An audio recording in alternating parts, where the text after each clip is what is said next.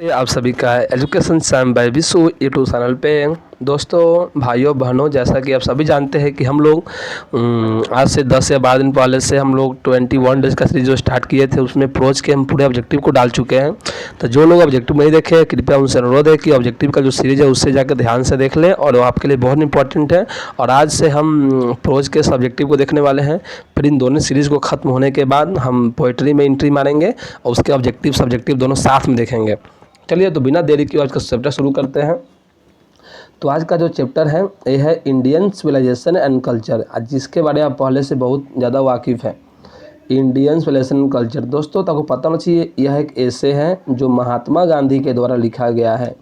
इसके जो लेखक है वो है महात्मा गांधी। आपको पता है महात्मा गांधी का जन्म कब हुआ था? आपको पता है उनका जन्म हुआ था 2 अक्टूबर 1869। कहाँ हुआ था? गुजरात के पोरबंदर में। इन्हें किन के नाम से जानते हैं? महात्मा गांधी को हम लोग बापू के नाम से जानते हैं। उसके अलावा फादर ऑफ नेशन के नाम से जानते हैं। उसके अलावा पॉलिटिशियन के नाम से जानते हैं, पॉलिटिकल लीडर।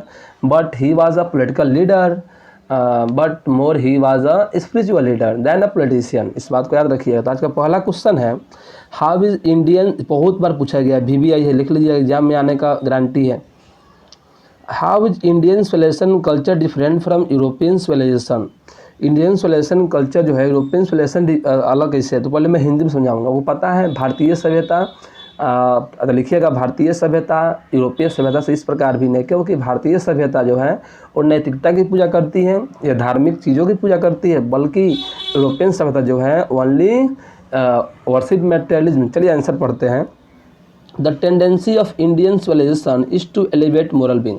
भारतीय सभ्यता का गुण होता है, टेंडेंसी होता है मोरल बींग को अटेंड करना। Whereas European civilization is propagate immorality, जबकि वही यूरोपियन सभ्यता क्या करता है? अनैतिकता को बढ़ावा देता है। द फॉर्मर, मतलब फॉर्मर बोलने का अर्थ हुआ Indian civilisation based on belief in God. Indian civilisation ईश्वरों की पूजा करता है।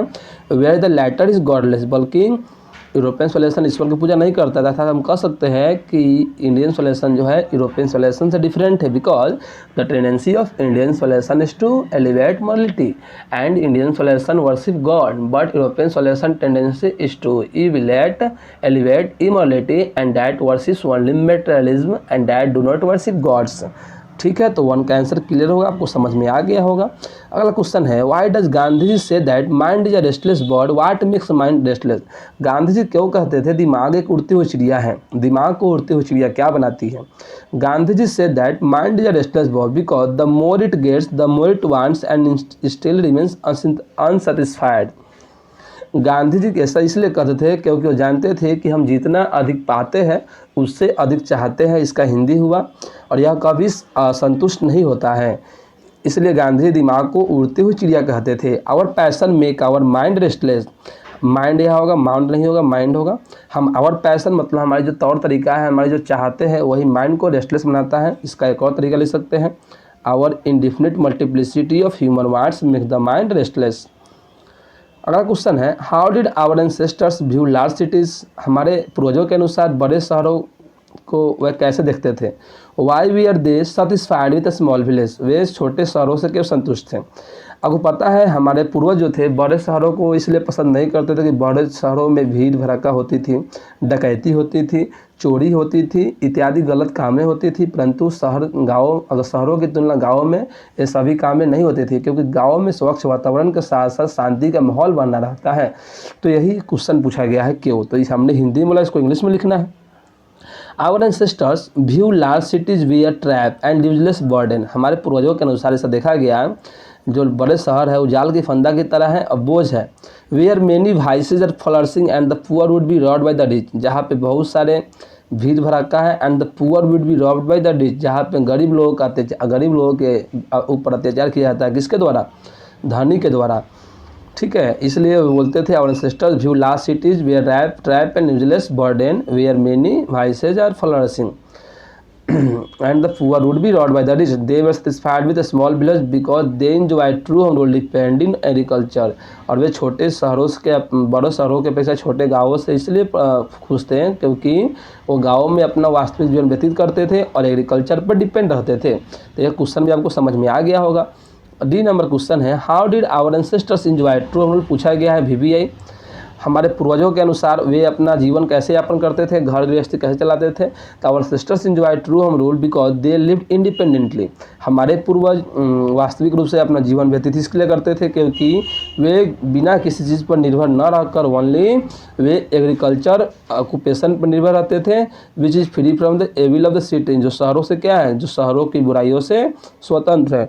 तो लिखिएगा our ancestors enjoyed true home rule because they lived independently and follow their agriculture occupation। समझ में आ गया होगा आपको। अगला क्वेश्चन है, what is solution in the real sense of term. Solution का अर्थ क्या होता है सही शब्दों में।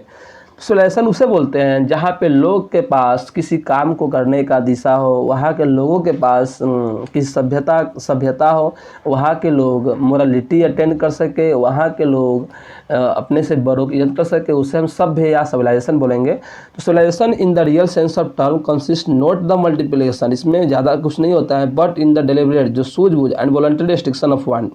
सिविलाइजेशन उसे कहेंगे जिसमें हमारी चाहत जो होती है उस पर रिस्ट्रिक्शन हो, मतलब बांध हो।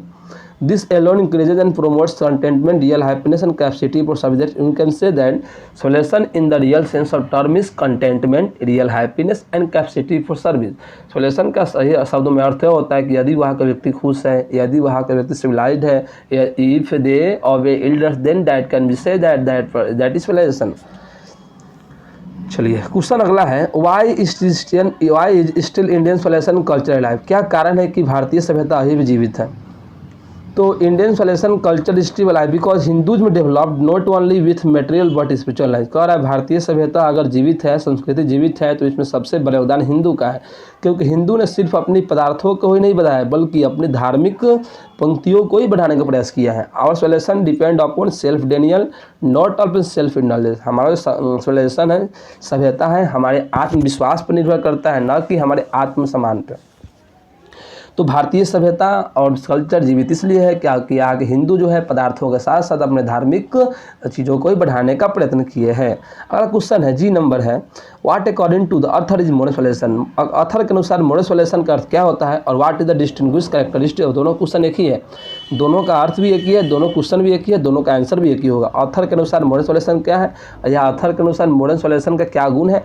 तो आपको पता है मॉडर्न सोल्यूशन उसे कहते हैं जहाँ पे लोग ईश्वर की पूजा ना करके पदार्थों की पूजा करते हैं, जहाँ पे लोग मोरालिटी को अटेंड ना करके इमोरालिटी को अटेंड करते हैं। तो बोल सकते हैं modern solution means the worship of the material which creates ब्यूटिलिटियंस। मॉडर्न सोल्यूशन उसे कहते हैं जो पदार्थों की पूजा करता है, जो हमारे अंदर ब्यूटिलिटी क्या करता है, जनरेट करता है। It is nothing but the Trump of material, यह कुछ नहीं है बल्कि द्रव्यों की पूजा है। What is solution in the real sense of term, वही मैं समझा के आ रहा हूँ, वही पीछे समझा के आ रहा हूँ, वही क्वेश्चन यहाँ भी दिया हुआ है। और अगर आपको अच्छा लगे तो हमारे वीडियो को लाइक करें, चैनल को सब्सक्राइब करें, शेयर करना भूलें। हरा 21 डेज का सीरीज़ में हम लोग लगभग 10 चैप्टर हम अपलोड कर चुके हैं।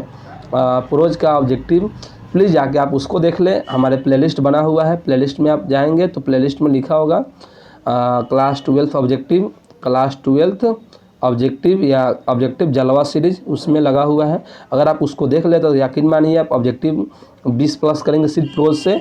और पोइट्री अगर देख लिए तो यकीन कीजिए आपका जो 20-20-40 का जो होता है, आपका ग्रामर 60 नंबर का होता है, तो ग्रामर का ही प्रैक्टिस सेट लाएंगे। लेकिन अभी मैं जो 40 नंबर आपको करवा रहा हूँ ऑब्जेक्टिव से, आपका गारंटी है मेरे इस जो मैं अभी कोर्स लॉन्च किया हूँ। तो प्लीज़ आप इसके साथ साथ एक हिस्ट्री ऑफ इंग्लिश का एक वीडियो अपलोड किया गया, उसमें 100 क्वेश्चन को मैंने मात्र मैंने 30 मिनट में कंप्लीट किया है। तो प्लीज़ आप उसको जाकर देख लेंगे, ठीक है। 100 क्वेश्चन को मात्र मैंने 30 मिनट में कंप्लीट किया है, आप उसको जाकर देख लेंगे। और हिस्ट्री ऑफ इंग्लिश से लगभग एग्जाम में 10 से 15 प्रश्न, अभी तो कम हो गया है, अभी 8 से 10 मानेंगे, 8-10 प्रश्न पूछे जाते हैं। तो अगर आप उस आधे घंटे के वीडियो को देख लेते हैं तो उस वीडियो को देखने के बाद आप पक्का है कि 8 से 10 प्रश्न को बना लेंगे। और हम मेरे सब्जेक्टिव का सीरीज़ भी देखते चलिए। और अगर वीडियो अच्छा लगे तो चैनल को शेयर कीजिए, लाइक के सब्सक्राइब कीजिए और अपने दोस्तों को भी बताएं इसके बारे में, ताकि हम आपको इस प्रकार के वीडियो और दे सके। और ठीक है, मिलते हैं फिर अगले वीडियो में। धन्यवाद आप सभी का देखने।